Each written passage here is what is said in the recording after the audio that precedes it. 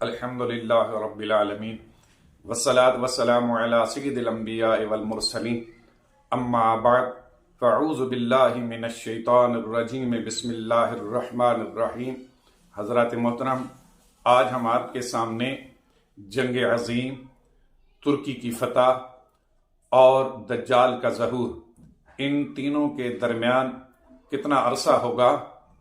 ایک تعارض کی تطبیق قائم کریں گے۔ چنانچہ حدیث پاک جو ابو داؤد شریف میں مذکور ہے،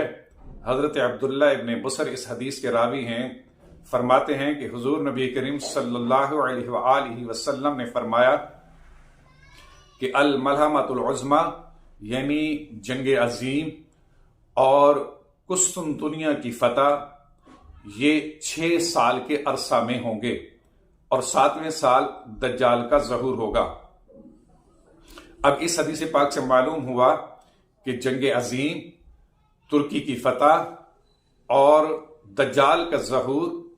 یہ 6 سے 7 سال کے عرصہ میں ہوگا، جبکہ اس کے برعکس دوسری حدیث پاک جو کہ ابو داؤد شریف میں ہی مذکور ہے، حضور نبی کریم صلی اللہ علیہ وآلہ وسلم نے فرمایا کہ جنگ عظیم اور قسطنطنیہ کی فتح اور دجال کا ظہور 7 مہینے میں ہوگا۔ اب اس حدیث پاک میں تینوں واقعات کی مدت 7 مہینے بیان کی گئی، جبکہ اس کے برعکس پہلی حدیث میں 6 سے 7 سال بیان کیے گئے۔ دونوں حدیثوں میں بظاہر تعارض معلوم ہوتا ہے۔ اب اس تعارض کے درمیان تطبیق اس طرح قائم ہوگی کہ یاد رکھیں، جس حدیث پاک میں حضور نے الملحمۃ العظمی یعنی جنگ عظیم کا ذکر کیا، یاد رکھیں کہ ملحمہ کسائی کے پھٹے کو کہتے ہیں جہاں گوشت کاٹا جاتا ہے۔ اس جنگ کو الملحمۃ العظمی یعنی بہت بڑی جنگ اس وجہ سے کہا گیا کہ اس میں بہت بڑی تباہی ہوگی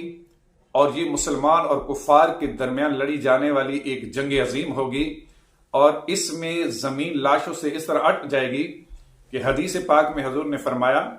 کہ ایک پرندہ ان لاشوں کی بو سے بھاگنے کے لیے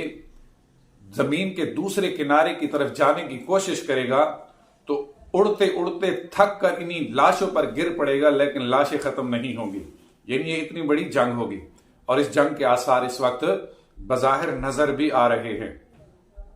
اور دوسرا، اس حدیث پاک میں قسطنطنیہ کی فتح کا ذکر ہے۔ یاد رکھیے، قسطنطنیہ یعنی موجودہ ترکی، یہ ایک بار دوبارہ کفار کے ہاتھوں چلا جائے گا، لیکن بہت جلد مسلمان دوبارہ اس کو فتح کر لیں گے، جیسا کہ اس حدیث پاک میں حضور نے فرمایا کہ قسطنطنیہ کی فتح۔ یاد رکھیں، امام ابو داؤد رحمۃ اللہ تعالی علیہ، جنہوں نے اس حدیث پاک کو اپنی مشہور و معروف کتاب سنن ابی داؤد کے اندر نقل فرمایا، وہ خود اس کی تطبیق اس طرح فرماتے ہیں کہ جس حدیث میں حضور نے فرمایا کہ جنگ عظیم اور قسطنطنیہ کی فتح 6 سال ہوگی اور 7ویں سال دجال کا ظہور ہوگا، امام ابو داؤد فرماتے ہیں کہ یہی حدیث صحیح ہے، یعنی یہی راجح ہے، اور جس حدیث میں 7 مہینوں کا ذکر ہوا وہ حدیث مرجو ہے، یعنی وہ قابل عمل نہیں۔ اب اس حدیث میں چاہے کوئی بھی خرابی ہو سکتی ہے، مثلا راوی نے غلطی سے 7 سال کو 7 ماہ بیان کر دیا۔ بہرحال امام ابو داؤد کے نزدیک 6 سے 7 سال والی حدیث ہی راجح اور صحیح ہے، اور 7 مہینوں والی حدیث مرجو ہے۔ تو اب امام ابو داؤد کی اس تطبیق کو تسلیم کر لیا جائے تو دونوں احادیث کے درمیان تعارض بھی ختم ہو جائے گا، اور اس حل کے بعد اختلاف بھی ختم ہو جائے گا۔